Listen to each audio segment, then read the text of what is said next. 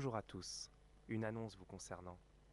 Sachez que Eh bien, Monoprix bonsoir, Jean-Paul entrera à Bourg, la vous êtes sur Radio Renaissance Ici en Maintenant Saint-Exupéry 95.2. le 26 mai 2015. On se retrouve en Par la direct, on est suite, en direct Monique Pellen dans 2 minutes. proposera un atelier conférence de 20 heures. Celui-là, il fait rien, il passe pas, tu vois.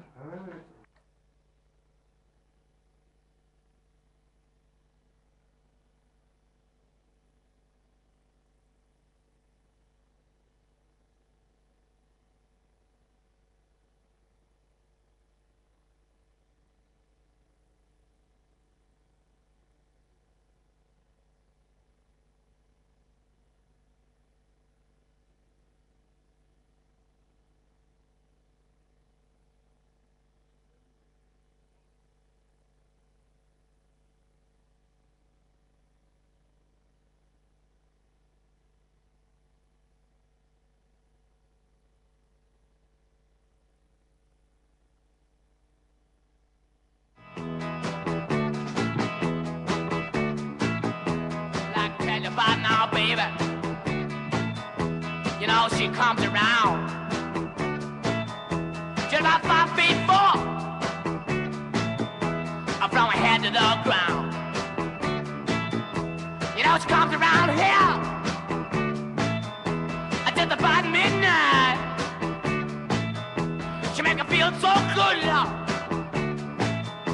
She make her feel alright. And her name is G. L. Whoa. R. I. G. L. Y. Oh, yeah. G. L. Y. Oh, yeah. I'm gonna shout it all night. Oh, yeah. I'm gonna shout it every day. Oh, yeah, yeah, yeah, yeah, yeah, yeah.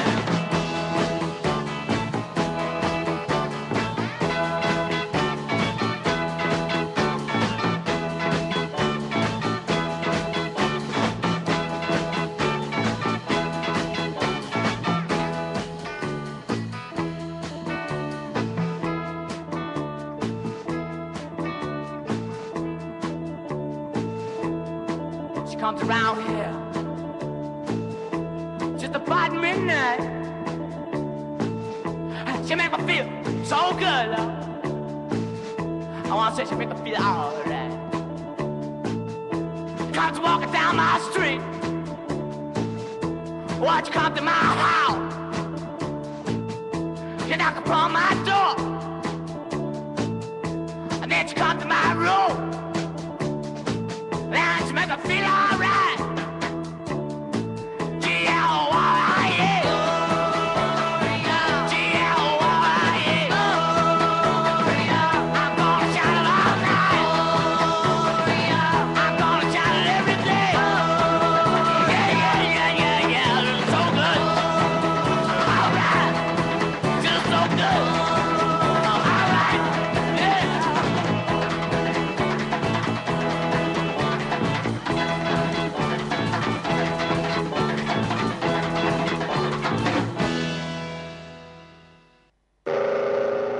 Ouais, Gloria des M. Gloria des M, c'était dans les années 65.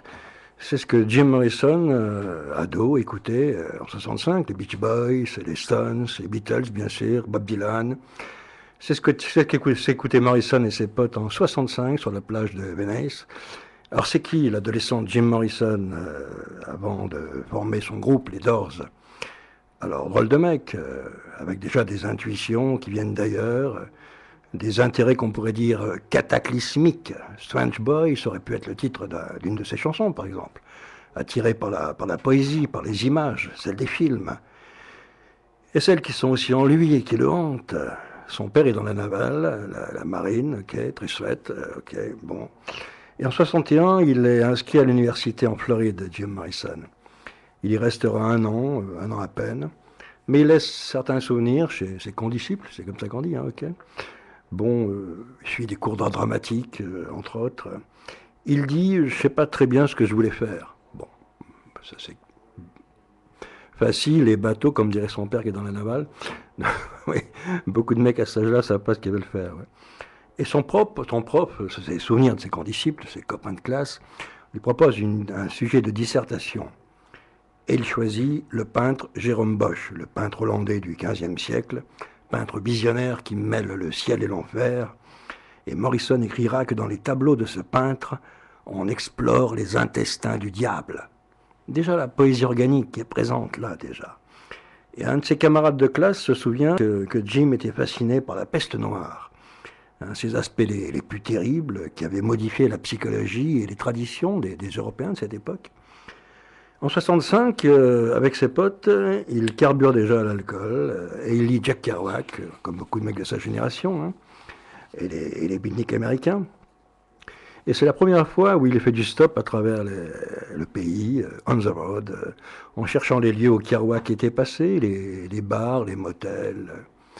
Et Brian Getz, son pote de bourlingue, se souvient, il voulait toujours prendre les routes les plus risquées, rentrer chez lui avec une femme qui les avait pris au Texas, visiter un bordel de Mexico. Alors Jim s'inscrit au département cinéma de l'université où enseigne Stanley Kramer, entre autres, Jean Renoir, excusez-moi du peu, ouais, Joseph von Sternberg. On y trouve des étudiants comme Francis Ford Coppola, qui s'est fait un nom depuis. Jim, il n'en tirera pas grand-chose, même s'il avait envie de faire, pas de jouer, mais de faire des films. Sinon, ce sont des nuits de délire alcoolisé avec ses potes, son pote Denis Jacob, entre autres, qu'il surnommait La Belette. Ils parlaient des heures de Nietzsche ensemble et s'identifiaient à Dionysos, le dieu de la transe et de l'ivresse. Je parle de Morrison, ces discussions qui duraient des nuits entières, sous amphétamine ou autre, avec Denis Jacob, son pote. Dionysos, qui est, dit Jim Morrison, je lis, citant Nietzsche, sans image, en lui-même pure douleur primordiale et l'écho de cette douleur. Alors ce qui est important pour Jim, il le dira, c'est pas ce qu'on appelle la vérité, mais la perception. On voit déjà toute la différence. Alors il y a ce moment décisif dans la vie de Jim, l'histoire de l'accident et du vieil Indien. L'âme d'un Indien mort entrant dans son propre esprit. On est en plein chamanisme, hein, c'est ce qu'il racontera, confirmé par sa grand-mère Caroline. Il était gosse, c'est un voyage en voiture de Santa Fe à Albuquerque avec son père et sa grand-mère. Et le témoignage de la mamie. Nous sommes tombés sur un accident, raconte la grand-mère. Nous avons vu des Indiens blessés qui gémissaient et pleuraient. Plus tard, nous avons trouvé ça curieux, parce que nous pensions que les Indiens ne pleuraient pas. Nous les pensions beaucoup plus stoïques que cela. Jim fut très affecté par cette scène. Il voulait faire quelque chose. Nous nous sommes arrêtés et nous avons appelé la police de la route et une ambulance. Jim n'était toujours pas satisfait. Il voulait faire plus encore. Son père le vit si perturbé qu'il lui dit « C'est un rêve, Jimmy. Tout ça n'est pas réellement arrivé.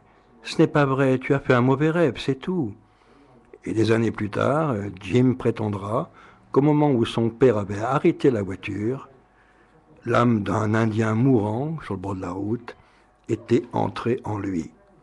On est maintenant en 65, hein. Il y a la musique, le rock'n'roll des 60s, la contre-culture. Jim écrit des poèmes depuis pas mal de temps et il veut les mettre en musique. Alors pourquoi pas faire un groupe avec son pote de campus Raymond Zarek. Ils sont à Venice et c'est sur le toit d'un petit immeuble où Jim compose ses poèmes, fume de l'herbe, avale des acides ou de la belladone qu'il appellera la mort verte. N'importe quel truc, tout ce qui s'avale, hein, ok. Il dira, presque en s'excusant, vous savez, l'aventure psychédélique, c'était la grande expérience à cette époque-là. C'était comme une montagne dont il vous restait à faire l'ascension, avec les risques et périls. Alors, un guitariste, Robbie Krieger, John Dunsmore à la batterie, Raymond Zarek et son clavier, un Fender main gauche pour la ligne de basse, et des accords main droite sur un Orgvox. Hein. C'est ce qui va donner la couleur du groupe, les Doors, avec la voix et les poèmes de Jim Morrison. Reste à trouver un nom au groupe. Hein. Jim a lu Les Portes de la Perception d'Huxley. Le nom du groupe, ça sera les Doors, les Portes. Explication de Jim. Les Doors, il y a le connu et il y a l'inconnu. Et entre les deux, il y a la porte. Et c'est cela que je veux être. Je veux être la porte. Alors, il joue dans des clubs pour une poignée de dollars, hein, le London Fog, Whiskey à Go-Go, etc. En 66, Jim n'a pas de domicile fixe, il dort chez l'un, chez l'autre, comme beaucoup de mecs de cette génération. Des essais, des ratages, les hallucinogènes qui foutent la tête à l'envers. Et Ronnie, une nana qui a fait entrer les Doors au Whiskey à Go-Go, se démerde pour leur trouver un contrat. Elle parle de ce putain de type sexy au pantalon de cuir noir, tout en disant que c'est le plus mauvais baiser qu'elle ait connu. D'ailleurs, à cause des dopes, hein, Jim deviendra impuissant à l'âge de 25 ans, 2 ans avant sa mort. Et les Doors décrochent le gros lot chez Elektra, et le morceau qui mettra le feu aux poudres, c'est Light My Fire.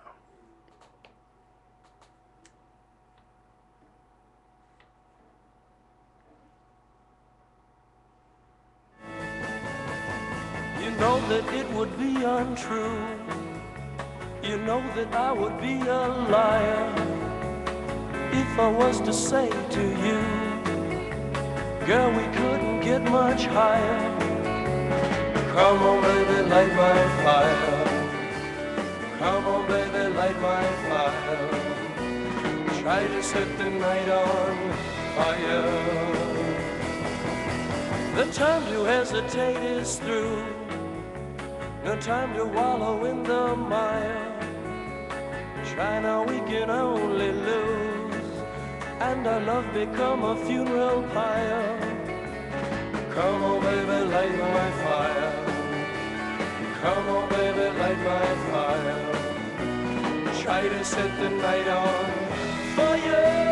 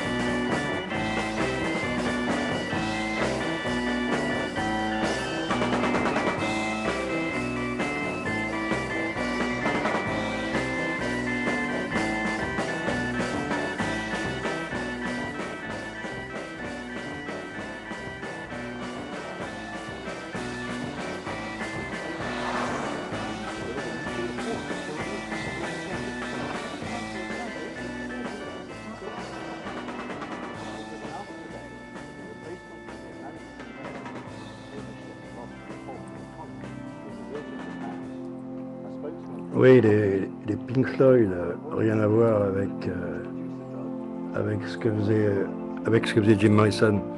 Mais c'est ce qu'on écoutait aussi à cette époque-là, bien sûr.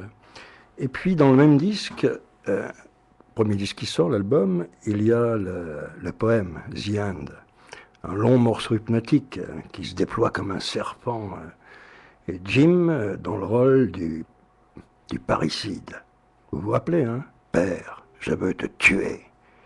Incestueux comme dans les drames de la Grèce antique. Mère, je veux te baiser.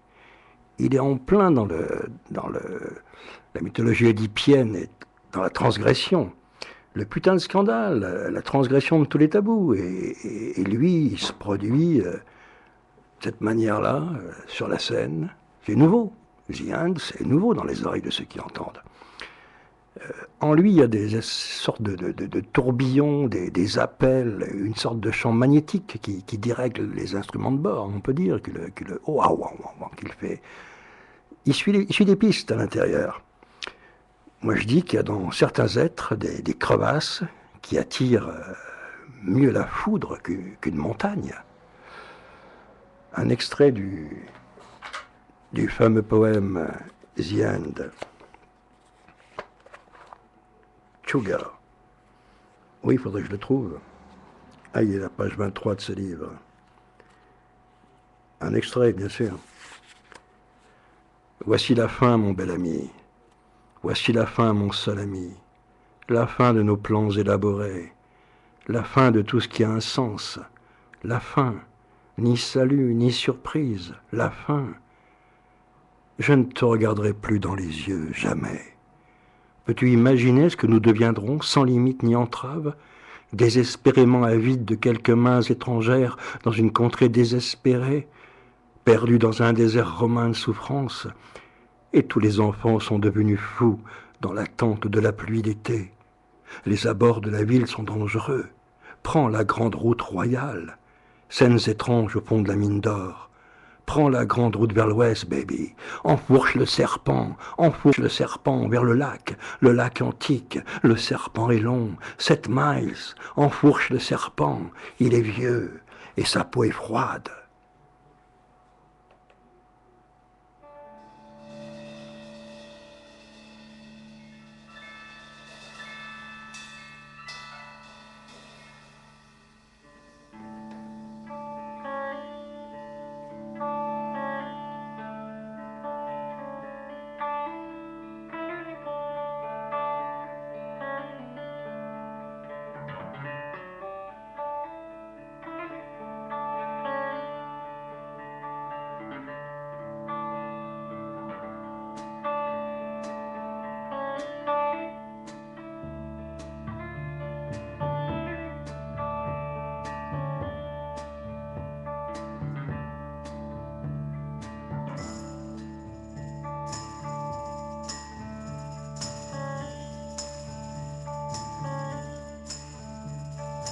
This is the end, beautiful friend.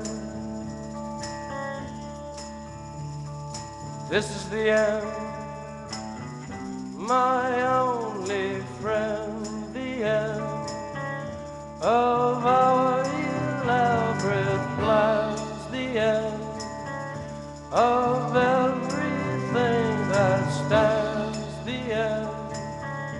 No safety or surprise, the end. I'll never look into your eyes again.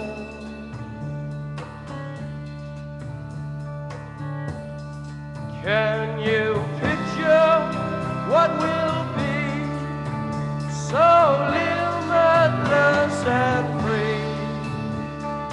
Desperately in need of some stranger's hand in a desperate land.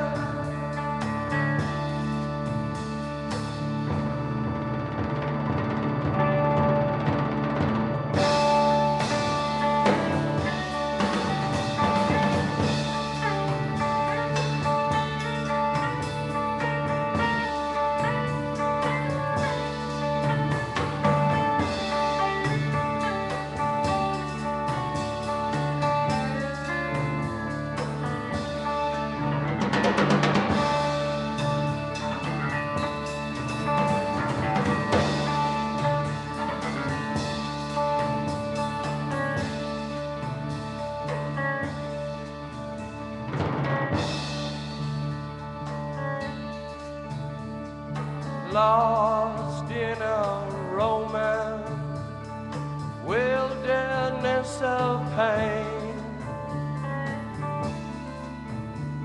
and all the children are insane.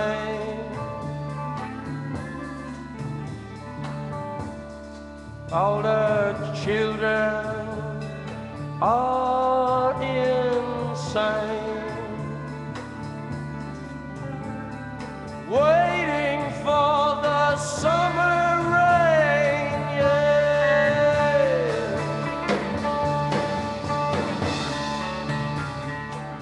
Alors, comme le morceau fait 11 minutes, on va pas l'écouter entièrement, sans doute. The End, ce qui est surprenant pour ceux qui entendent et qui écoutent, un long poème symphonique hypnotique, les méandres du serpent. Alors, Jim Morrison est devenu ce qu'on appelle une rockstar. Une rockstar, une étiquette qui va lui peser, hein, et dont il essaiera de se débarrasser. Il est d'abord, il le dit, le roi des arts, celui qui possède les pouvoirs chamaniques du vieil Indien. C'est ce qu'il croit, hein, jusqu'à incendier ses neurones au napalm, détruire son corps d'emprunt. Ouais. La souffrance de la mutation, il connaît. Il n'est pas dans le peace and love des mecs de l'époque. Hein. On voit bien que c'est un autre ton qui est donné, c'est autre chose. Quand un journaliste lui demande ce qu'il aime, il dit que ses chanteurs préférés, ce sont Frank Sinatra et Elvis Presley, que sa couleur, c'est la turquoise, et qu'il mange de la viande. Quand on l'interroge sur sa philosophie, il dit « J'ai toujours été attiré par tout ce qui parlait de révolte contre l'autorité.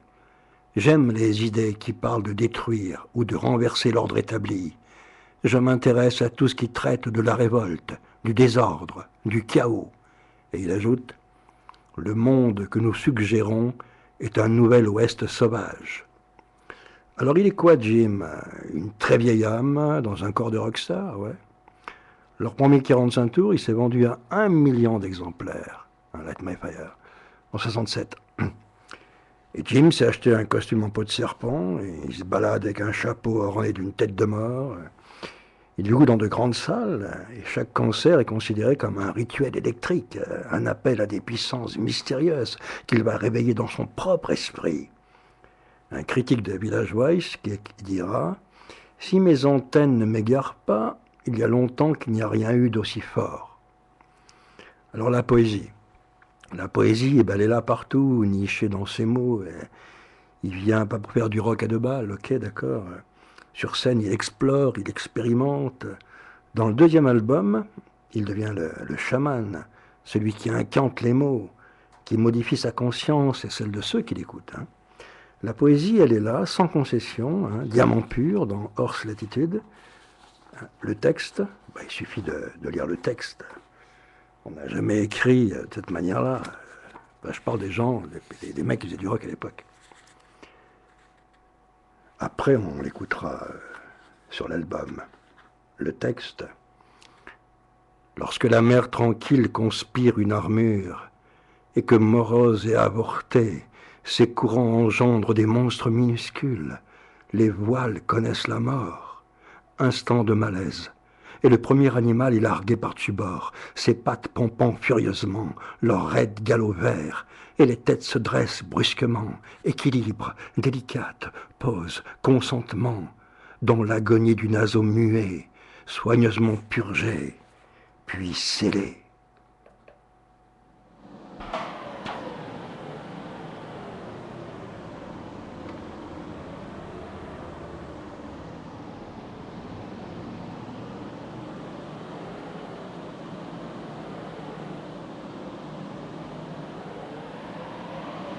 Oui, ça... When the still sea conspires in armor, and her sullen and aborted currents breed tiny monsters, true sailing is dead.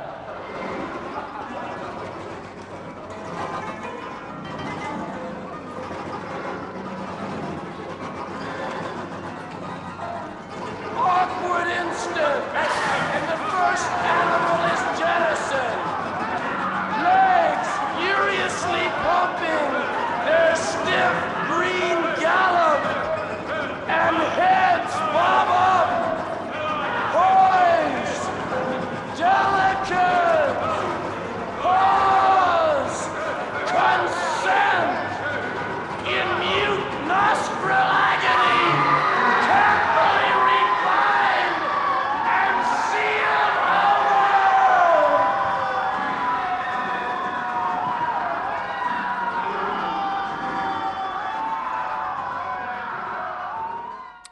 étonnant, non? On est loin du That All Right Mama d'Elvis. C'est la poésie pure qui est déclamée sur scène, dans un album aussi, bien sûr. Jim Morrison, dans cet album, deuxième album des Doors, il y a des véritables perles qu'il a été chercher profond dans la mine d'or en suivant le chemin du serpent, comme ça.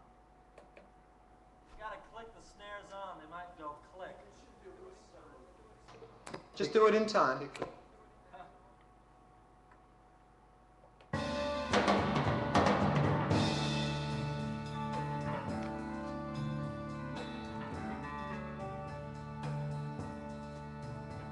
There's danger. Take 3. Non, j'ai pas le bon morceau, désolé. Pourtant, je suivi l'ordre.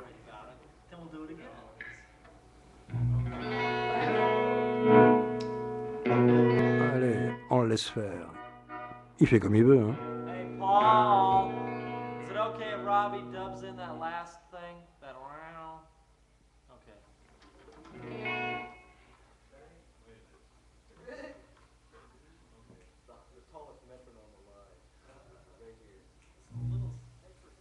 Là, on est dans le studio avec eux, hein.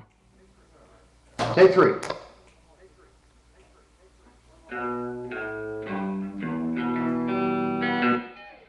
Okay, pick it up from right there. Not pick it up. Start it again. That was really groovy. 25.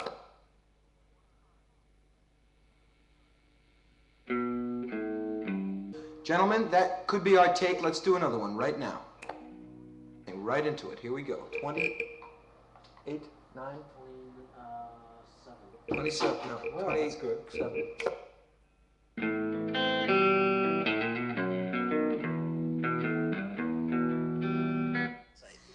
Take 3. You're rolling on 3. Loud count off, please.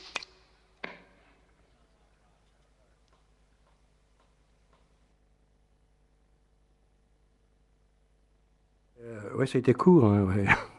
People Swan, je pensais que c'est le morceau, mais non, c'est des essais de studio. Ok, ouais. Allez, ok. Au feeling. Yeah, come on.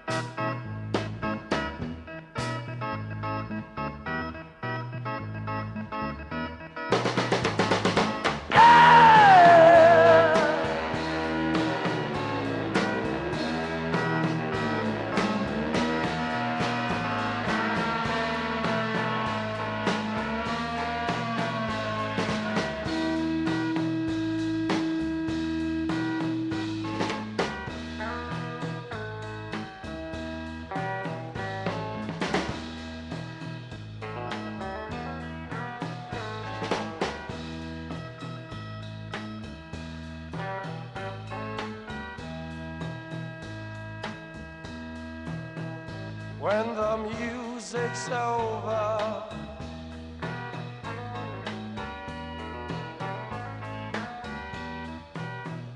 when the music's over here,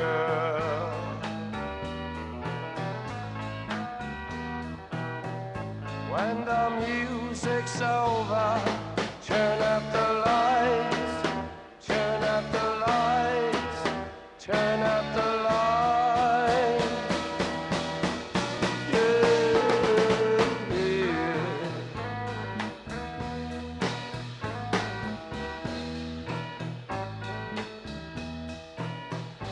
When the music's over,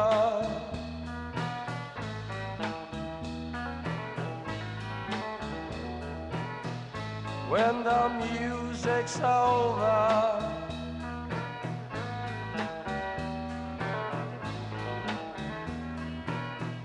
when the music's over, turn up the lights, turn up the lights, turn up the lights.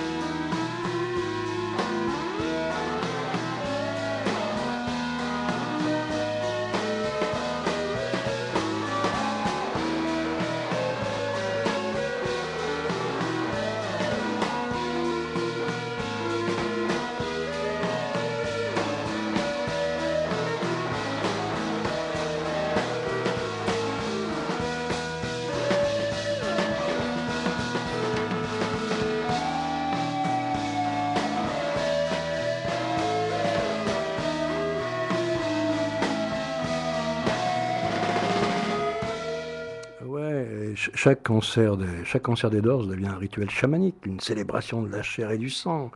Rien à voir avec les tapisseries psychédéliques du Grateful Dead ou les Beatles branchés à Maharishi.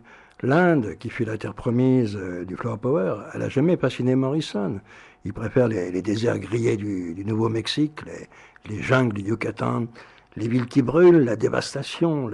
Il s'est dopé, lui, à Dostoïevski, à Plutarque, James Joyce, Artaud ou Rimbaud. Celui qui vient convertir les garçons de la plage, là, les surfeurs et les fumeurs de chillum, il a une perception différente du monde qui n'est pas la leur.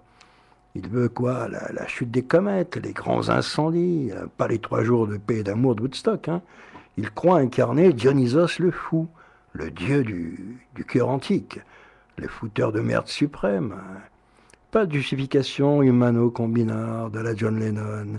Il vient pour l'orgie, la folie et la mort, en attendant le soleil.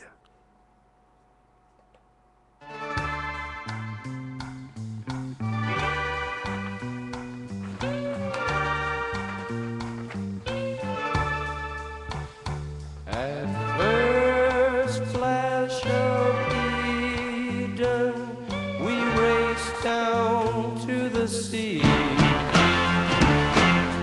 standing there on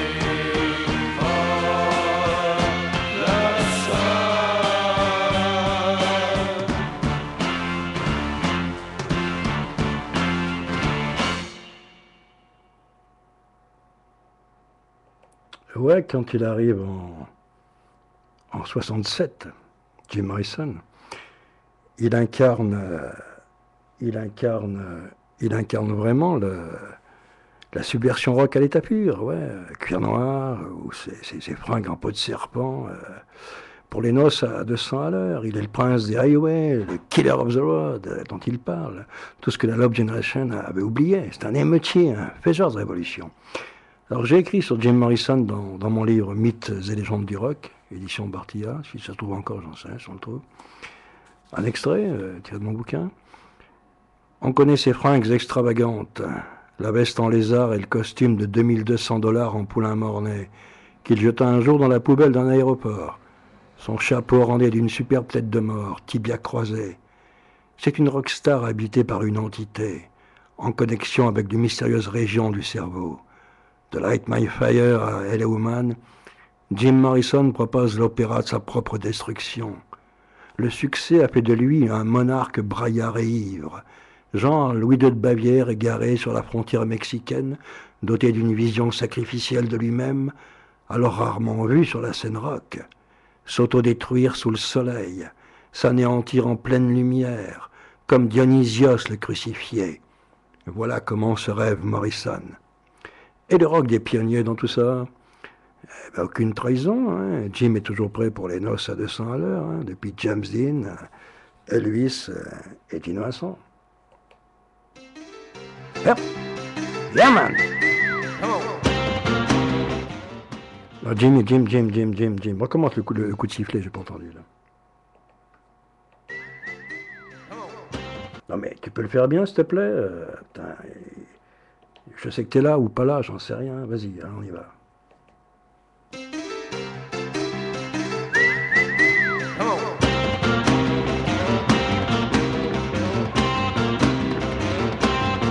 I really want you, really do. Really need you, baby. God knows I do. 'Cause I'm not really know without you. Oh, what can I do?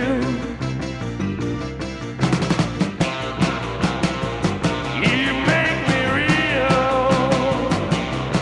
You make me feel like lovers feel. You make me throw away my thinking misery. Make me feel love, make me free.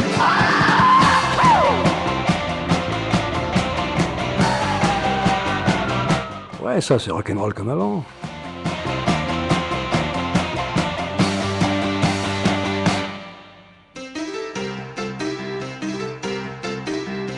Avec la couleur des Doors en plus, bien sûr. I really want you, really do. Really need you, baby. Really do. Well, I'm not really know without you. Oh, what can I do?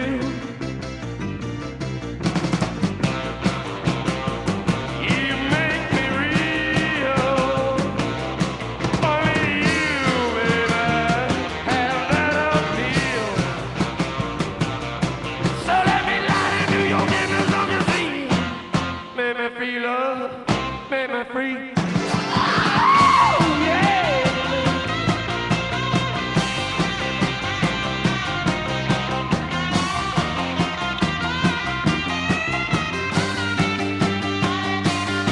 Well, roll down the road. Yeah, roll down the road. Roll down, honey, roll. Yeah, roll down the road. You make me real. Alright. You make me feel like a lover's feel. You make me throw away my thinking misery. Make me feel love, make me free, make me free. You make me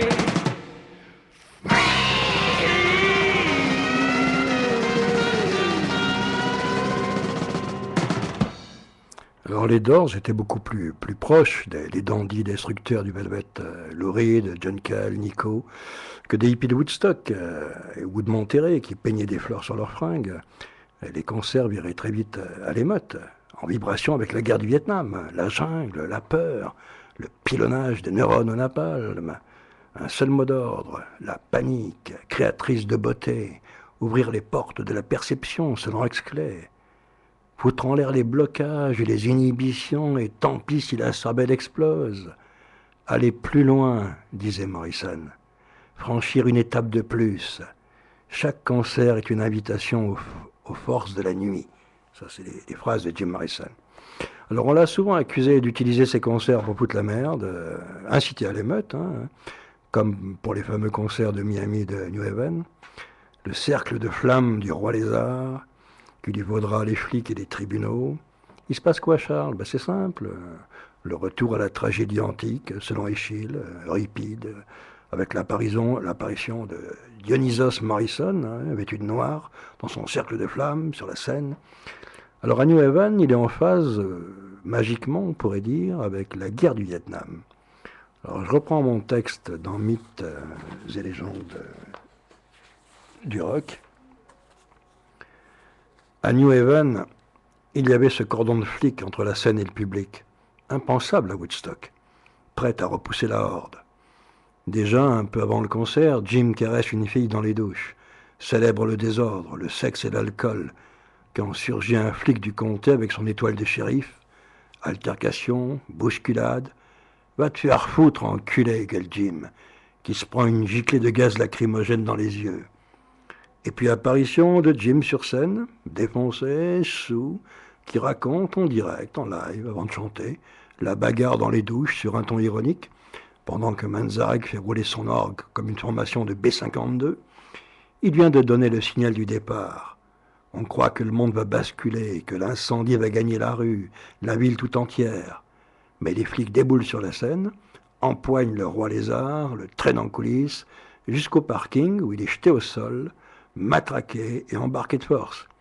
Jim ricane, il hurle des insultes.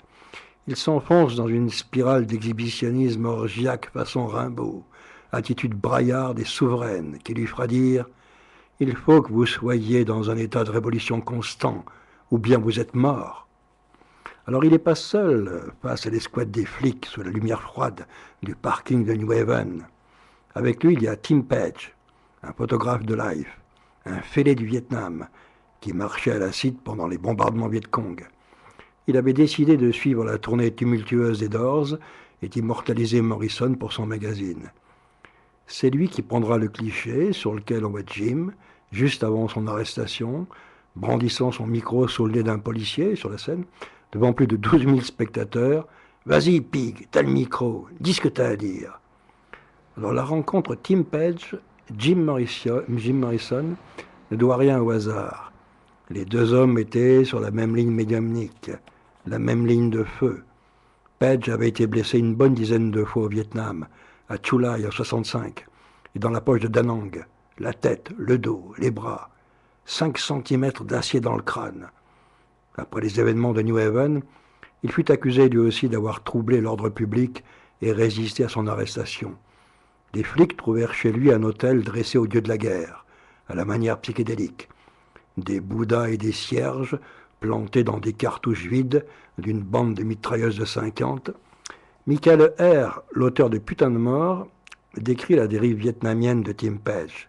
Les onfets, l'acide, la musique des Doors, dans la jungle, avec les gars des forces spéciales. Et il dit « Les projets de Tim Page allaient d'une opération de guérilla en plein New York jusqu'à repeindre la façade de l'hôtel Continental de Saigon aux couleurs fluorescentes. Quand il était trop absorbé pour parler, il se mettait en face d'un grand miroir et dansait pendant 1 heure en écoutant les Doors, complètement plongé dedans. » Et c'est cette image que reprendra Coppola dans Apocalypse Now, le mec dansant devant son miroir dans une piole de Saigon. On sait que le film est fait à partir de 2 bouquins, Putain de mort de Michael R., justement, et Au cœur des ténèbres de Joseph Conrad, la deuxième partie du film. Je continue, extrêmement libre. De retour aux États-Unis, Tim Page se fait coffrer avec Jim Morrison à New Haven parce qu'il retrouve dans les concerts des Doors l'urgence, les montées d'adrénaline, le grand chant extatique de la guerre avec les collines qui flambent, le bruit des hélicos, les fusées éclairantes, la grande échappée lyrique.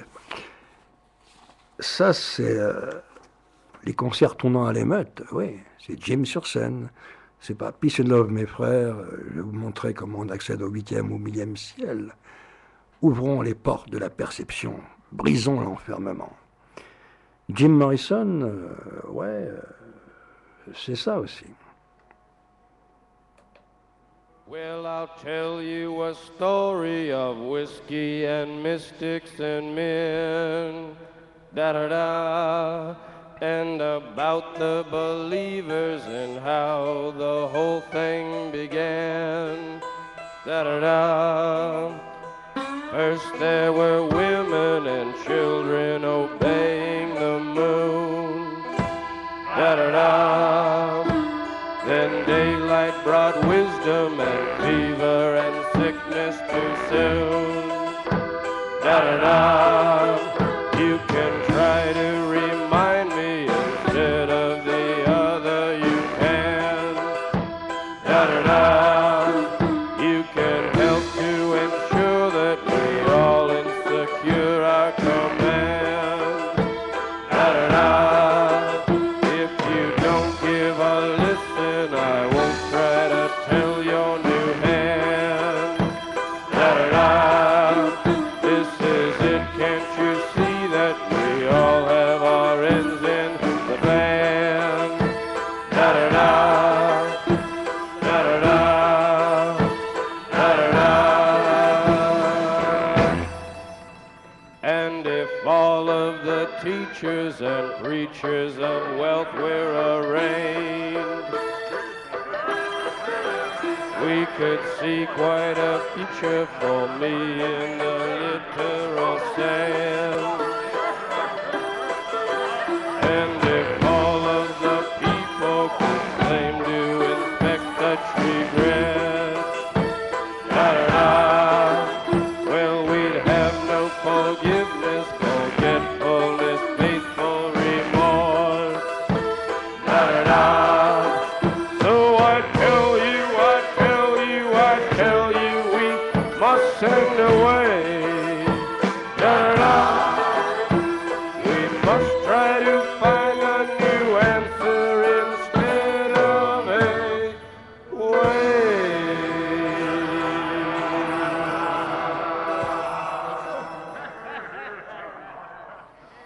Et comme si ça suffisait pas, il y a eu le concert des Doors à Miami. Scandale là aussi, bien sûr. Scandale, la presse, les tribunaux et les flics, à chaque fois, hein, ok. Et le concert des Doors à Miami, il est condamné pour obscénité et incitation à l'émeute. Pas de règle, hein, gueulait Jimmy avant d'empoigner le micro sur la scène. Pas de règle, pas de limite.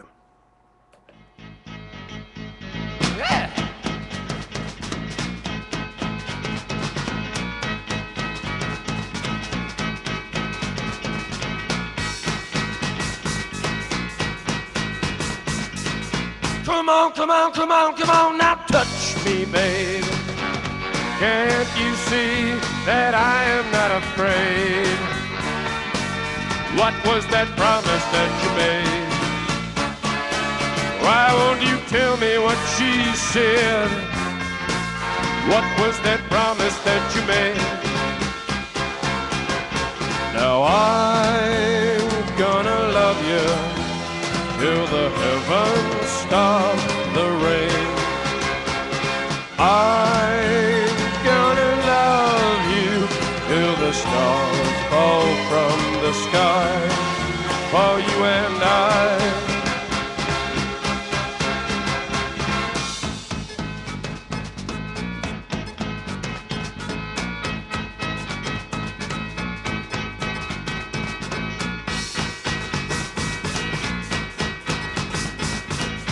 Come on, come on, come on, come on, now touch me, babe. Can't you see that I am not afraid? What was that promise that you made? Why won't you tell me what she said? What was that promise that you made? I'm gonna love you till the heavens stop the rain. I'm gonna love you till the stars fall from the sky. For you and I'm gonna love you till the heavens stop the rain. I'm gonna love you till the stars fall from the sky. For you and I.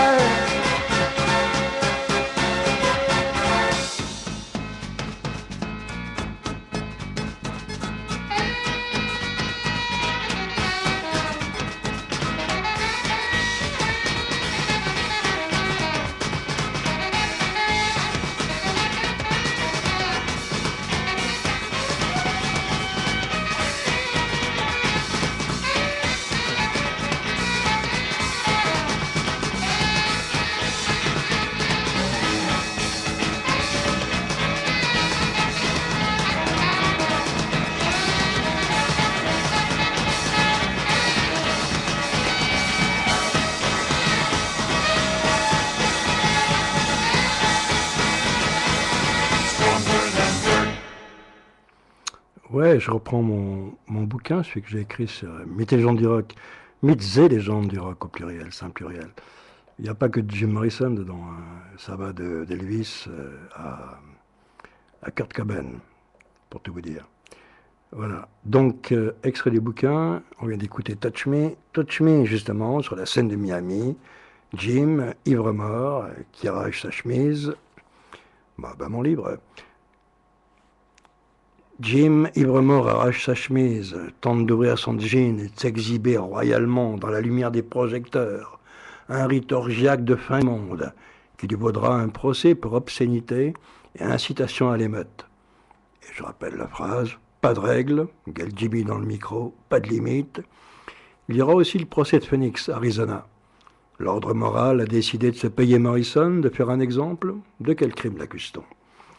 Dans l'avion qui l'amenait à Phoenix, il a ploté une des hôtesses, passé ses mains sur les seins de la fille ou sous sa jupe. Le geste d'un dieu ivre, constamment à la recherche d'une extase violente, bousculant l'obstacle, sur une scène devant 20 000 personnes, dans un avion de ligne, ou dans une chambre du Castel Marmont, assis des vodkas, où il célébra de grandes messes sauvages et wagnériennes avec Nico, la star de Chelsea Girl, celle qui chantait avec les Velvet.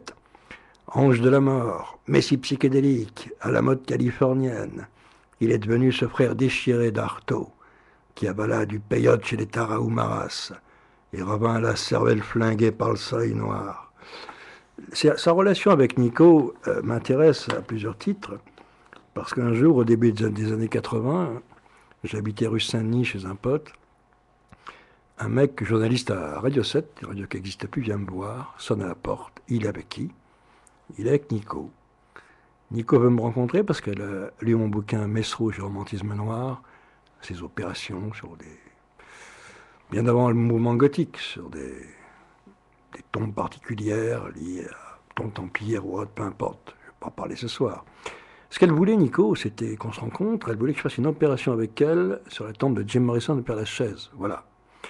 Donc Nico rentre chez moi, sort Nico complètement bouffé, dévoré. Alors la nana, cette nana qui était mannequin, super, incroyablement belle sur les pochettes du Velvet, avec le fameux album avec la banane, l'illustration d'Andy Warhol.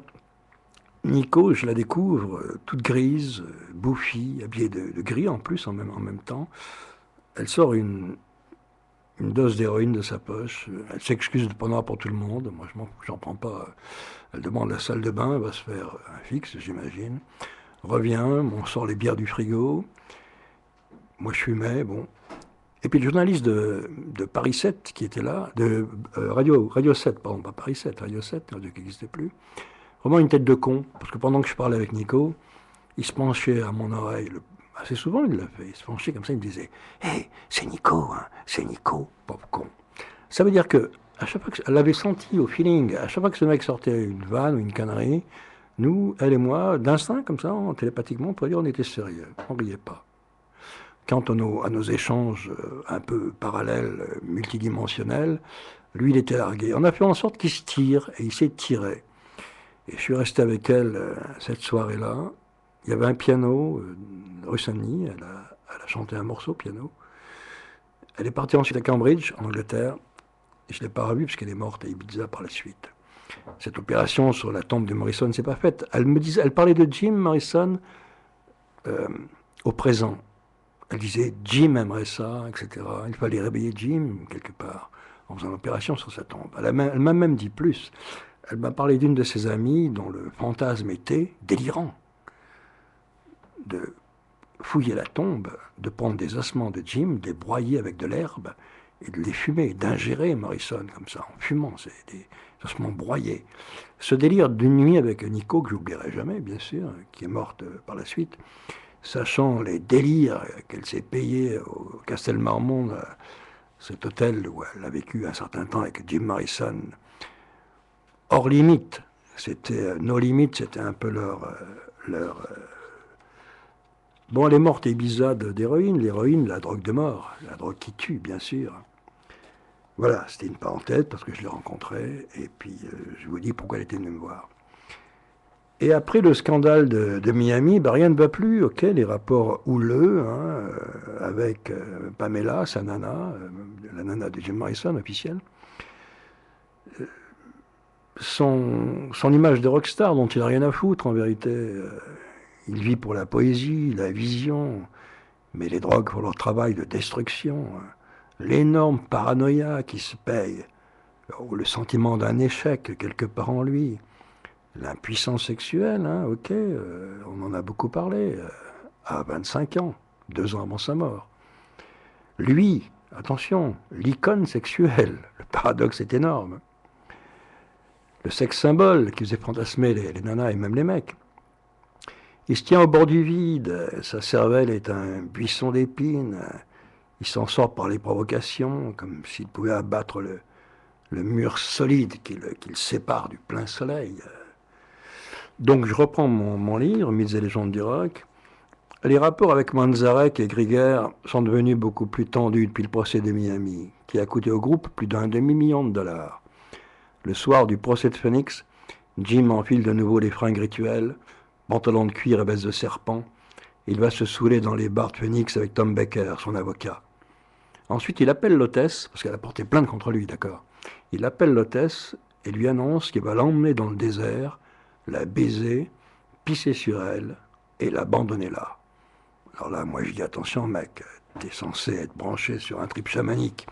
Depuis ta rencontre avec ce vieil Indien, canalise, mon vieux, les énergies. Là, tu mérites juste une baffe dans la gueule. Je dis à Morrison, sincèrement, tu mérites juste une baffe dans la gueule. Hein. Il est où l'honneur du guerrier de l'esprit, là? Il est nulle part. Tu t'écroules dans les vomissures, là. Bon, il l'a pas fait, bien sûr. Et Jim Morrison qui écrit, parce qu'il se défonce au Bourbon, en quelque sorte, l'alcool, pour lui, c'est ce qui permet d'arrêter l'incendie, la parano. On verra qu'après, Morrison arrête de fumer, arrête de prendre des drogues. Il ne peut pas. Cette parano énorme qu'il tient, il la tue avec de l'alcool. L'alcool efface tout ça, gomme tout ça, et lui permet d'échapper à cette panique, en quelque sorte. Il parle du Bourbon. Le Bourbon, et il dit « Le Bourbon est un breuvage pervers ». C'est une ode qu'il écrit au Bourbon, là, cet alcool, il dit « Le Bourbon est un breuvage pervers, fortifiant comme le lait, poison raffiné de cafards et d'écorce. Les fluides menstruels y ajoutent bien sûr leur splendeur. C'est la boisson de l'aigle. » C'est dans Wilderness, dans des poèmes de Jim Morrison. Et en 69, Jim Morrison, dont la beauté 2 ans auparavant évoquait Byron, Dorian Gray, il est devenu un ivrogne flasque et ventru, un boulimique dévoré par l'ivresse et l'angoisse. il se considère plus comme une rockstar, et je reprends mon livre, mais plutôt comme un poète hanté par les mots, par l'œuvre écrite, comme Rimbaud, qui trouva l'éternité dans la fumée des bocs et descendit dans l'enfer du désert abyssinien, ou son ami Verlaine, perdu dans le soleil vert de l'absinthe, des clochards célestes, utilisant la création littéraire comme une lance thermique pour violer les coffres-forts de Dieu, tout voir, tout saisir. Jim n'utilise plus les Sunshine californiens et les Hopsley Blue garantie pure vision. Même fumer un joint provoque en lui des retours d'acide, dissociation de la personnalité, angoisse, qu'il combat avec des narcotiques, l'alcool, parfois l'héroïne, et les downers, analgésiques, qui endorment l'angoisse et finissent par tuer la douleur. Bon, je ne sais pas si on peut encore trouver ce bouquin, Mythes et légendes du rock. J'ai aussi écrit à cette époque, non, il y a quelques années, un article sur lui dans Rock et Folk, mais je ne sais plus dans quel numéro. Donc, je ne peux pas vous dire dans lequel. Bon, ok, il a tout arrêté ou presque. Il carbure surtout à l'alcool pour éteindre le foutu incendie, cette douleur centrale de l'être. Un mutant flingué par les agents secrets de Dieu. Le venin du serpent qui fait son œuvre de mort, j'en sais rien, moi, j'étais pas dans sa cervelle. Sa cervelle en bouillie.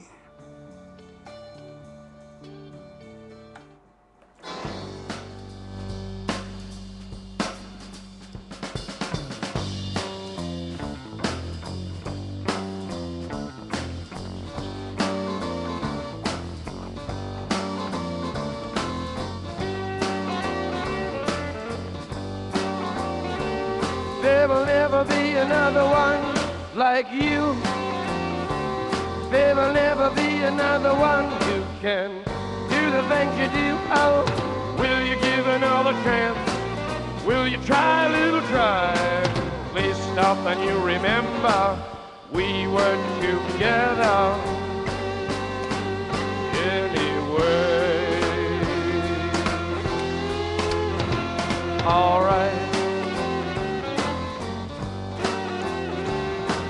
And if you have a certain evening you could lend to me, I'll give it all right back to you, how it has to be with you. I know your moves and your mind and your mind and your mind and your mind and your mind and your mind. And you're mine.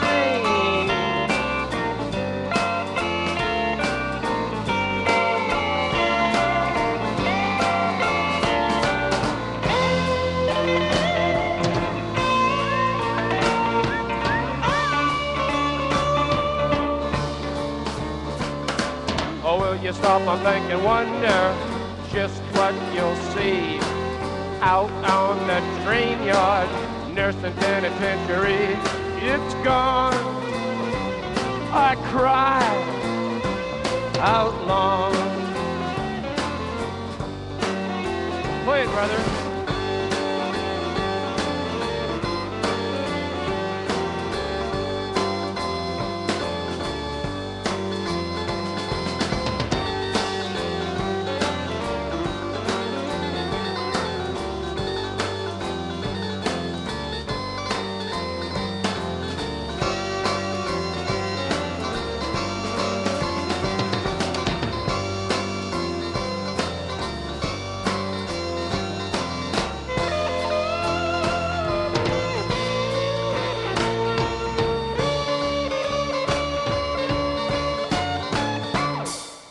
Did you stop to consider how it will feel?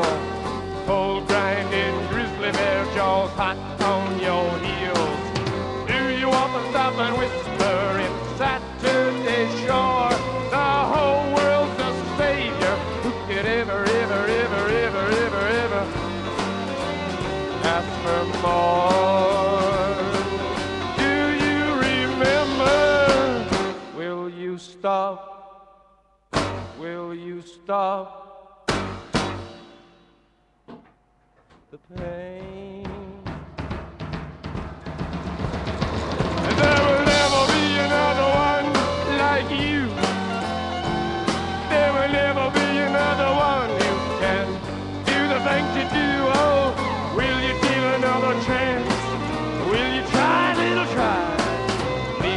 nothing you remember. We were together anyway. Alright. How you must have think and wonder how I must feel out on the meadows while you roam the field. I'm alone for you, and I cry.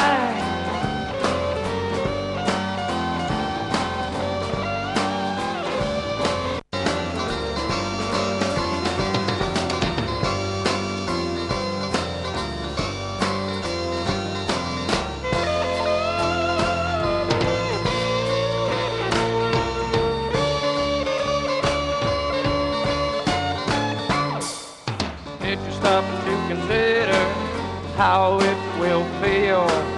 Cold grinding grizzly bear jaws hot on your heels. Do you want to stop and whisper in Saturday shore? The whole world's a savior. Who could ever ask for more? Do you remember? Will you stop? Will you stop? Shaman's Blues de l'album Soft Parade de Jim Morrison. Et Jim veut à tout prix publier ses poèmes. Et il le fera sous le titre Seigneur et Nouvelle Créature, le livre est connu. Il le fera à compte d'auteur en plus, hein, c'est-à-dire avec ses sous, en payant l'édition, sans se servir de sa notoriété.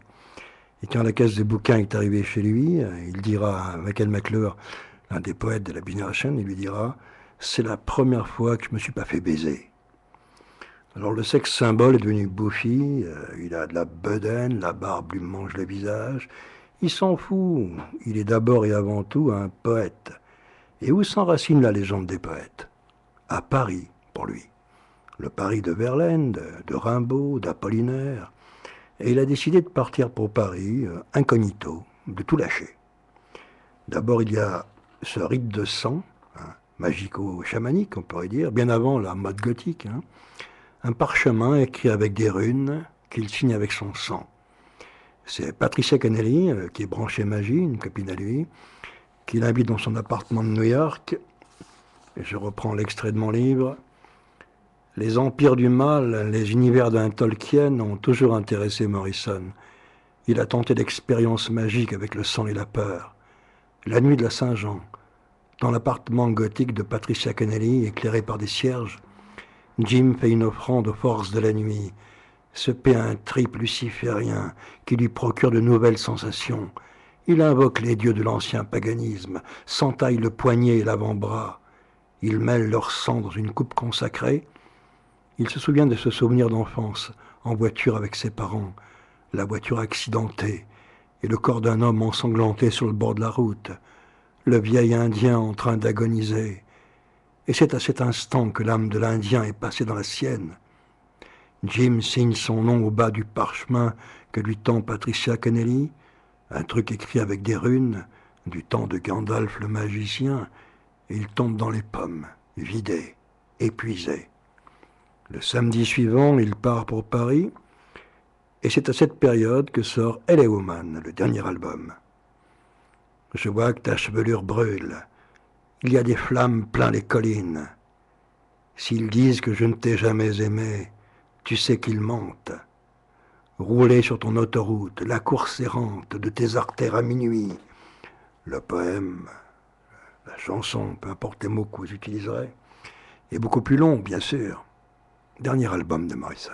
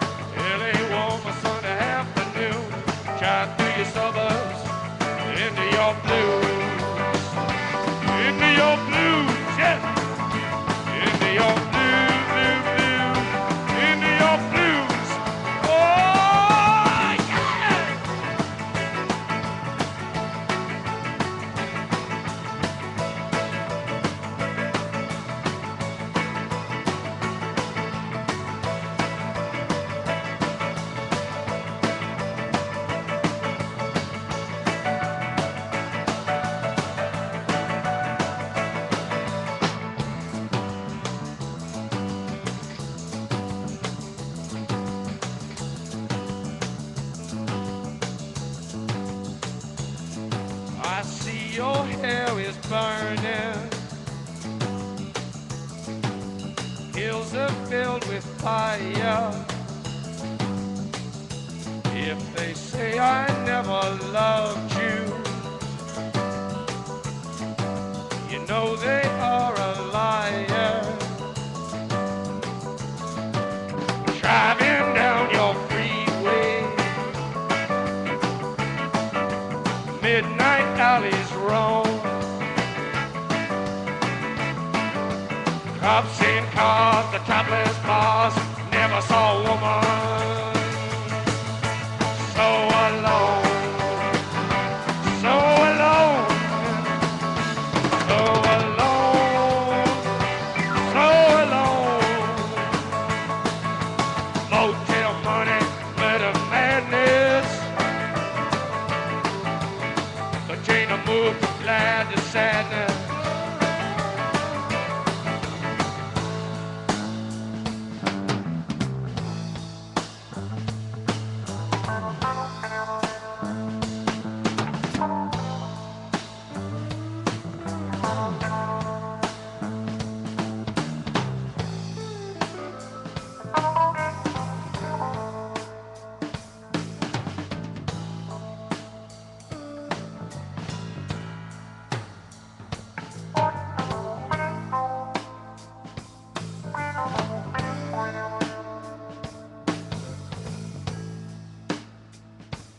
Mr. Mojo Rising, Mr. Mojo Rising, Mr. Mojo Rising, Mr. Mojo Rising, got to keep on rising. Mr. Mojo Rising, Mr. Mojo Rising, Mojo Rising, got the Mojo Rising, Mr. Mojo Rising, got to keep on rising, riding, riding, on riding, riding. Riding, riding, I'm not no riding, riding, hey, riding, riding. I got whoa, yeah, right. Oh, yeah.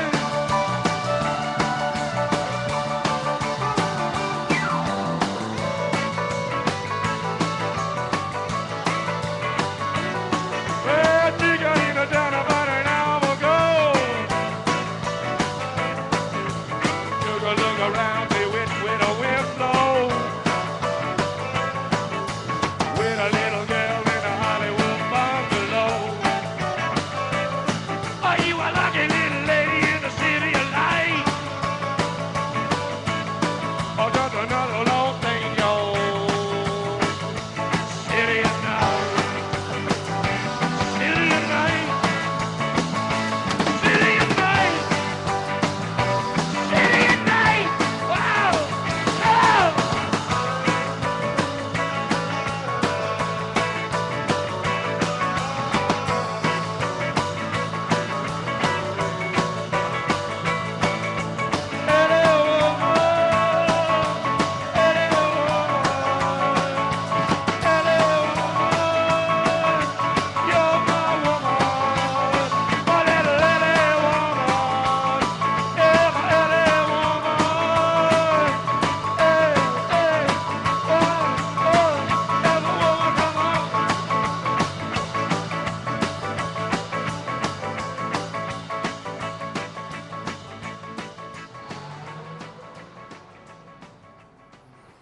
Et avant son départ pour Paris, Raymond Zarek dira que son dernier concert a été le pire. Alors je reprends mon bouquin Mythes et légendes du rock. Le dernier concert sera le pire. À la Nouvelle-Orléans, devant des milliers de fans venus adorer la rockstar, Morrison perdit toute son énergie, se retrouvant sans voix, s'accrochant au micro, dans une attitude de supplicié. Ray Manzarek dira qu'il avait vu ce jour-là l'esprit de Jim abandonner son corps, comme dans les rites des Indiens Navarros. Depuis l'enfance, l'accident au bord de la route, Jim avait en lui l'esprit du vieil Indien, et c'est avec lui qu'il luttait, gueulard, désespéré, comme Jacob lutte avec l'ange. Morrison ne veut plus être le grand dieu pan du rock, sapé de cuir, comme on le voit sur les couvertures des magazines, mais un homme essentiel, explorant son propre abîme, jouant la soft parade, loin des médias, sur d'autres niveaux de réalité. Il est avec Pamela, qui n'est pas sa compagne cosmique, comme on l'a dit, mais son infirmière, sa sœur complice.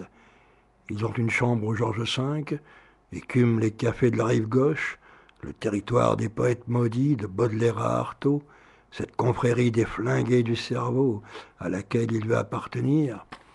Là, il rencontre Agnès Varda, entre autres, qu'il a quelques contacts sur Paris. On le voit bourré à la terrasse du Georges V.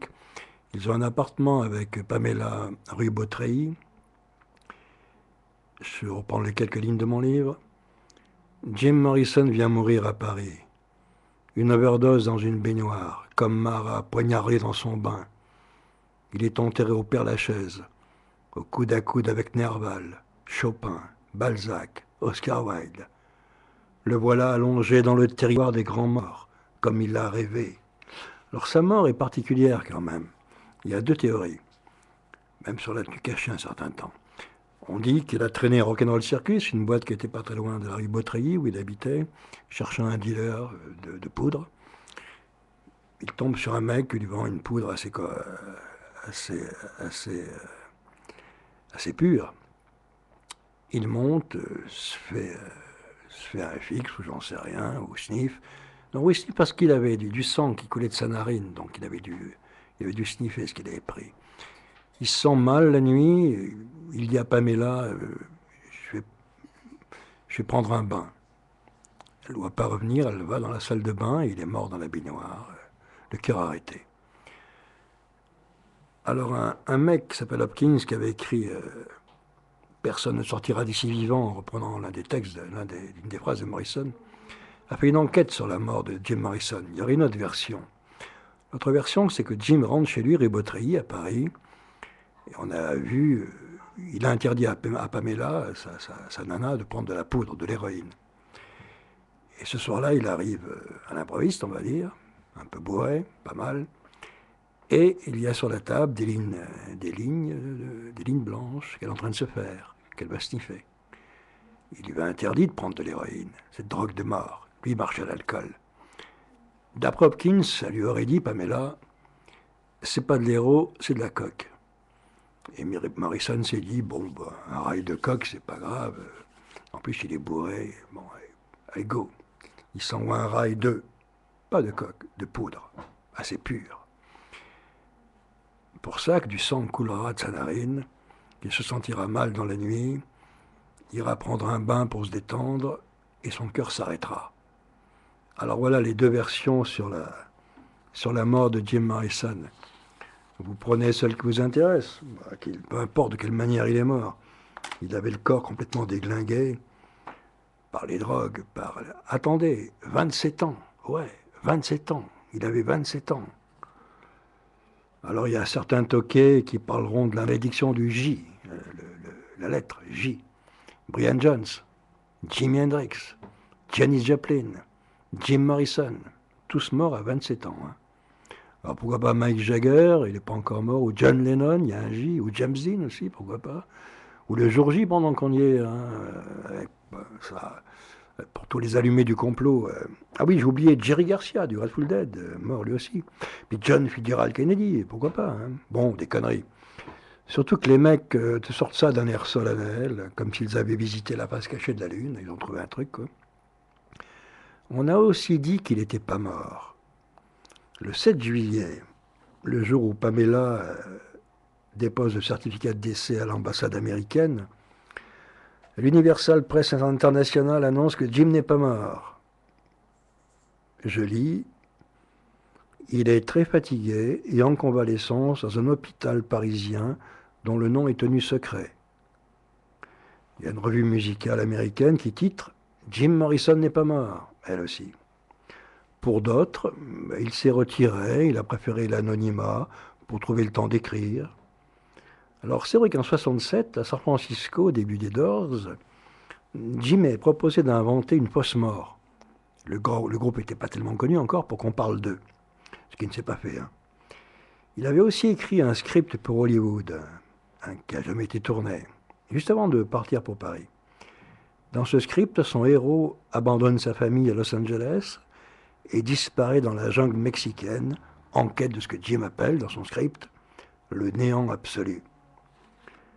Il avait aussi été fasciné par la vie et la poésie de Rimbaud, qui avait écrit tous ses poèmes à l'âge de 19 ans, et puis avant de disparaître en Afrique, et de devenir marchand d'armes et trafiquant d'esclaves. Alors la légende toujours, comme si la tombe du Père Lachaise était vide. Non, Jim Morrison est bien mort dans la baignoire de l'appartement de la rue Beautreillis à Paris. Il n'est pas loin le temps où le roi Lézard se servait de la scène pendant ses concerts, comme d'un grand espace rituel. Où est Morrison aujourd'hui? Il est où maintenant, Morrison? Il le dit dans sa fameuse célébration du lézard. Loin derrière, au plus profond du cerveau, loin derrière les limites de ma douleur, là où il ne pleut jamais. La célébration du lézard, une façon d'invoquer Jim à travers l'esprit du vieil Indien, quelques extraits, paroles, des extraits seulement. Cette célébration du lézard qu'il donne sur scène, c'est un morceau très ample, beaucoup plus ample que The End. Donc des extraits seulement. Il descendit dans le sud et passa la frontière, laissant le chaos et le désordre loin derrière son épaule. Un matin, il s'éveilla dans un hôtel vert, avec une étrange créature qui grognait à ses côtés. La sueur perlait sur sa peau luisante. « Tout le monde est-il là? La cérémonie va commencer. Éveille-toi. Tu ne te souviens plus où tu étais. Ce rêve aurait-il cessé? Le serpent est légèrement doré, vitreux et rétracté. Nous avions peur de le toucher. Les draps étaient de mortes prisons brûlantes, et elle était à mes côtés. Vieille, elle n'est point. Jeune, sa sombre chevelure rouge, cette douce peau blanche. Maintenant, précipite-toi vers le miroir de la salle de bain, et regarde. Elle vient ici. Je ne peux vivre chaque siècle qui décompose lentement ses mouvements. Je laisse glisser ma joue sur le carrelage frais et doux, le contact du bon sang froid et vif, le doux sifflement des serpents de pluie. Autrefois, j'avais un petit jeu. J'aimais me retourner en rampant dans mon cerveau. Je pense que vous connaissez le jeu dont je parle. Je parle de ce jeu qu'on appelle devenir fou. Alors vous devriez essayer ce petit jeu. Fermez simplement les yeux. Oubliez votre nom. Oubliez le monde. Oubliez les gens. Et nous érigerons un clocher différent. Ce petit jeu est amusant. Fermez simplement vos yeux. Il est impossible de perdre. Et je suis ici. Je viens aussi. Abandonnez-vous. Nous passons de l'autre côté. Loin derrière, au plus profond du cerveau. Loin derrière les limites de ma douleur, là où il ne pleut jamais. Et la pluie tombe doucement sur la ville et sur nos têtes à tous. Et dans le labyrinthe des courants en dessous, la présence tranquille et surnaturelle des nerveux habitants des aimables collines alentour, abondance de reptiles, fossiles, cavernes, hauteurs glacées.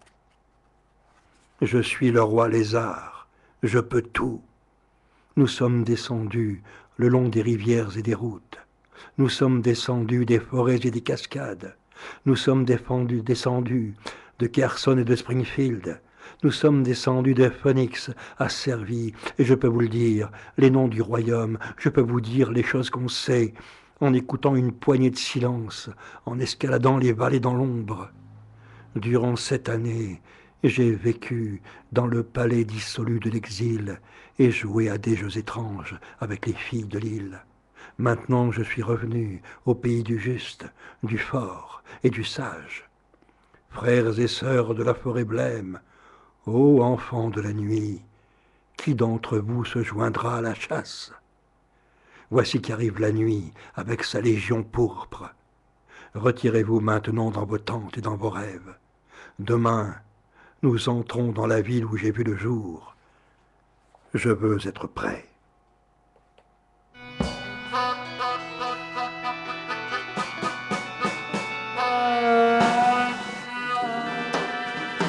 Et sur scène et sur disque, ça donne ça.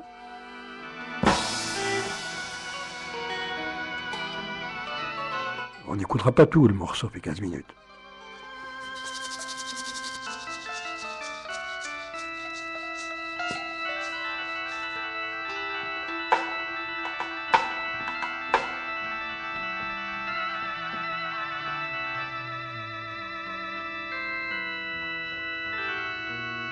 Lions in the street and roaming, dogs in heat, rabid foaming, a beast caged in the heart of the city.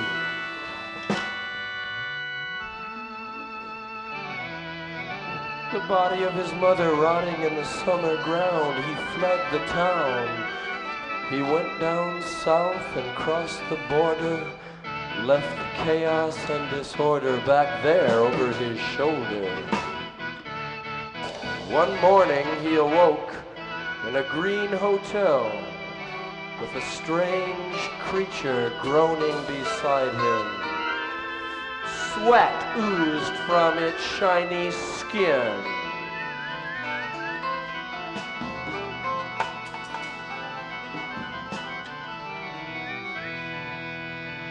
Is everybody in? Is everybody in? Is everybody in? The ceremony is about to begin. Wake up! You can't remember where it was. Had this dream stopped? The snake was pale gold, glazed and shrunken. We were afraid to touch it. The sheets were hot, dead prison. And she was beside me.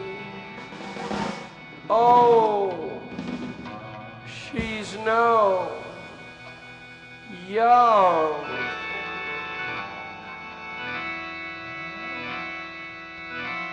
Her dark white hair, the white soft skin. Now run to the mirror in the bathroom, look, she's coming in here. I can't live through each slow century of her moving. I let my cheeks slide down the cool, smooth tile. Feel the good, cold, stinging blood. The smooth, hissing snakes.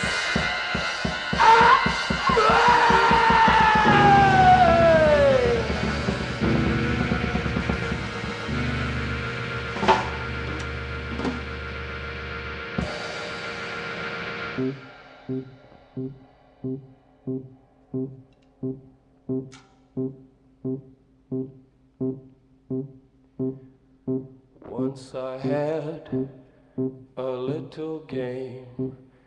I like to crawl back in my brain. I think you know the game I mean. I mean the game called Go Insane. You should try this little game. Just close your eyes, forget your name, forget the world, forget the people, and we'll erect a different steeple. This little game is fun to do. Just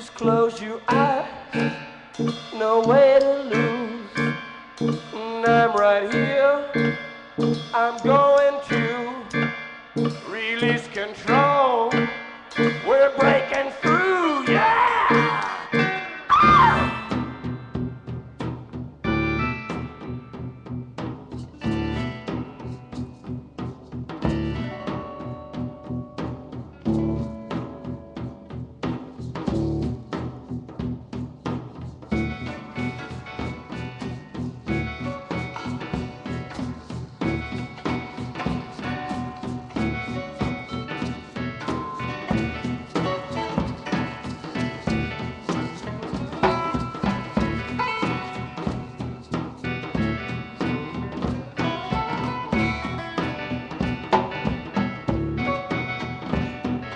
Way back deep into the brain,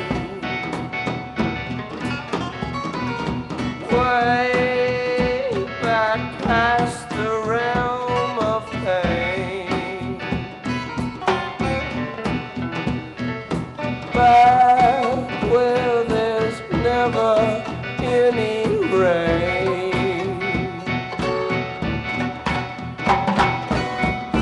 The labyrinth of streams beneath, the quiet, unearthly presence of gentle hill people in the gentle hills around. Reptiles abounding, fossils, caves,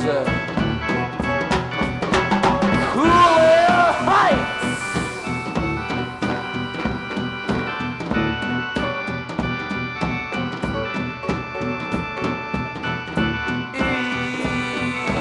House repeats some more.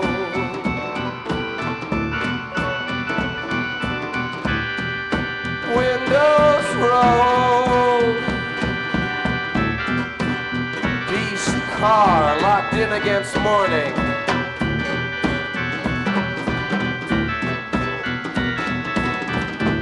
Rug silent, mirrors vacant, dust blind under the beds of lawful couples, wound in sheets, and daughters, smug with semen, eyes in their nipples.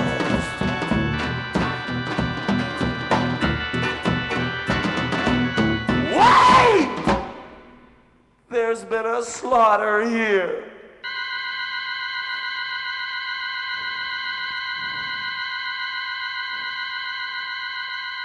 Don't stop to speak or look around. Your gloves and fan are on the ground. You're getting out of town. You're going on the run. And you're the one I want to come.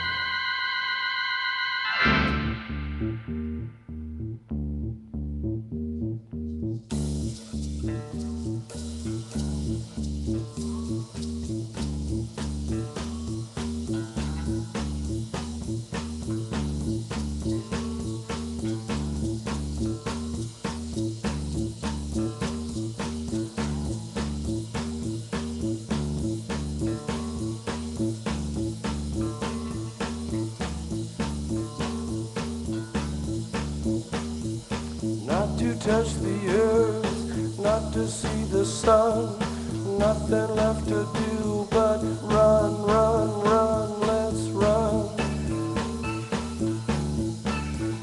Let's run. House upon the hill, moon is lying still, shadows of the trees, witnessing the wild breeze. Come on, baby, run with me. Let's run, run with me, run with me, run with me, let's run.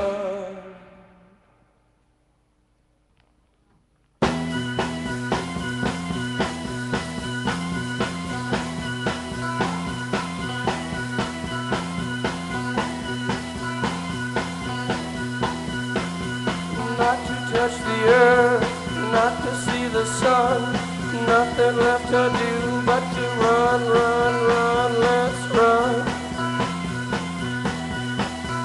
Let's run. House upon the hill, moon is lying still. Shadows of the trees, a witness in the wild breeze. Come on, baby, run with me. Let her run.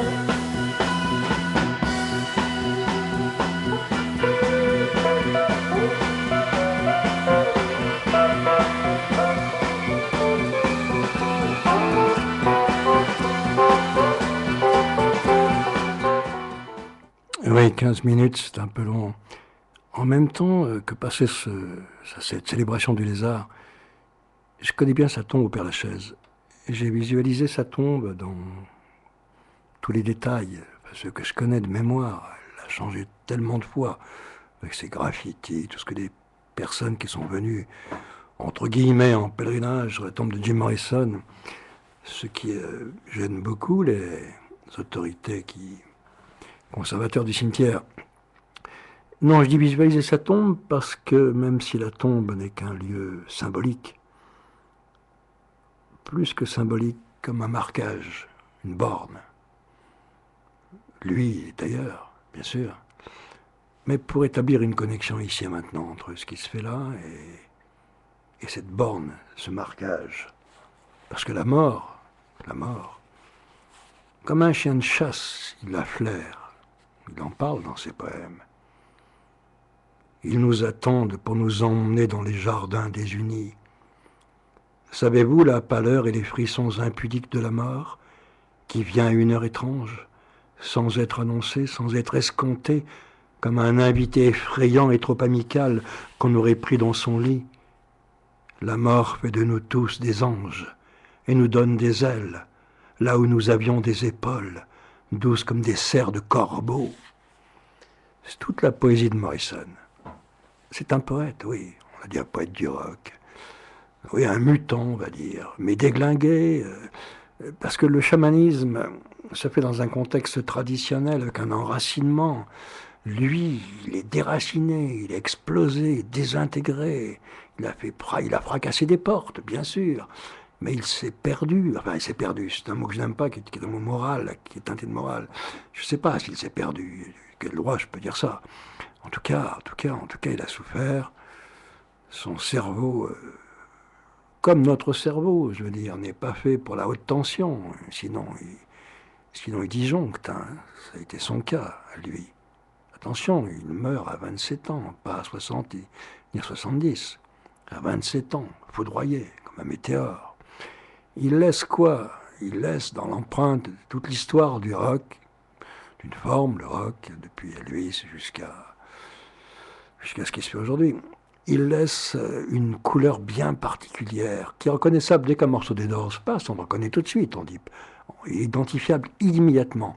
C'est pas juste l'orgue de Ray Manzarek, c'est aussi la voix de Morrison, c'est aussi le contenu, c'est aussi sa poésie, c'est aussi la force, la transe qu'il met. La transe, c'est un mot important. Il parle de Dionysos en même temps, qui est le maître de la transe et de l'ivresse, ce qu'il a recherché sans cesse sur scène. Non pas la transe pour pour plaire au public, pour se la jouer, et pour créer un événement qui pourrait être l'amorce, on pourrait dire, comme on met le feu à une poudrière. Rien n'a explosé, sinon les émeutes dans la salle, les tribunaux, les flics, toute une génération en phase, et puis il est retourné comme Rimbaud en Abyssinie, comme Rimbaud en partant en Afrique, retourné à la solitude, Paris, le Paris des poètes. Il est enterré au Père-Lachaise. Étonnant pour une rockstar américaine, un des plus grands groupes américains, ce mec, cette icône du rock qui meurt, n'est pas enterré à San Francisco, New York, Los Angeles, peu importe. Il est enterré au Père-Lachaise, dans ce contexte auquel il a souvent parlé. Quand il était à Paris à la fin de sa vie, buvant non-stop d'un café à l'autre, il s'est promené longtemps avec Pamela dans le Père-Lachaise pour chercher la tombe des poètes qu'il aimait. La tombe de Chopin, Allée de Nom, etc. Enfin, des poètes alignés, allongés dans ce grand jardin et qui sont au-delà en même temps. Mais je dis, ce sont des bornes, hein. Il n'y a rien à l'intérieur, sinon des ossements. Mais l'ossement, c'est quoi? C'est rien du tout. C'est une apparence de corps. La mutation s'est fait bien au-delà. À l'intérieur comme vers l'extérieur, elle est intra-humaine, intra-biologique, on pourrait dire au-delà même. Elle force nos frontières, aussi bien dans les espaces extérieurs à nous-mêmes, extragalactiques, et le tout simultanément dans un même instant. Alors, j'ai pas vécu ça, je ne suis pas mort, moi. Quoi, qui sait? Qui sait? On est peut-être mort, on est sûrement mort de nombreuses fois, mais on l'a oublié. On revient avec un corps d'emprunt. On peut croire au monde dimensionnel, au plan parallèle, etc. Bon, on va pas ouvrir des théories à cette heure-ci, qui ne sont pas des théories, qui sont vraiment des visions et des approches physiques, j'allais dire. Comme le chien de chasse qui flaire, non pas l'animal, mais l'ultime frontière, au-delà de laquelle il s'attend lui-même. Satan, S', hein. Je parle pas de Satan, ok, ouais. Il y a toujours des tarés, des barjots, là. Surtout aujourd'hui, le mot Satan, il est à la mode avec les comploteurs et compagnie, là, toute cette bande de tarés. Bon, c'est pas de ça que je veux parler. S'attendre soi-même, de l'autre côté des lignes et des frontières. J'avais dans les années 90, sur Ici et Maintenant, un générique un peu particulier, ouais, qui lançait la charge. Je l'ai retrouvé. On va se quitter avec un générique. C'était un générique de début à l'époque de mes émissions. Là, ce sera un générique de fin, enfin, jusqu'à la prochaine fois, hein, parce qu'on se retrouve un jeudi sur 2 en live, et l'autre jeudi, c'est une rediffusion d'une ancienne émission que j'ai pu faire, ou plus récente, peu importe. Donc, ce générique que j'ai retrouvé des années 90, ouais, il sonnait la charge d'une certaine manière, ouais. Ça donnait ça.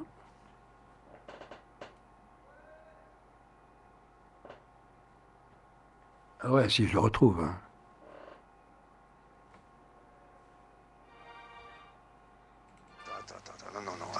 Attends.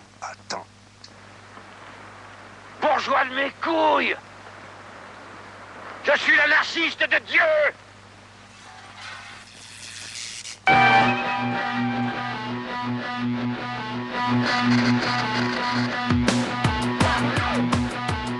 Oh yeah!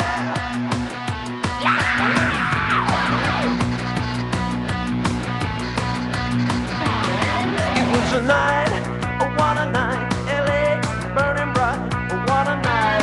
I said yeah, come on, it make my world stand still.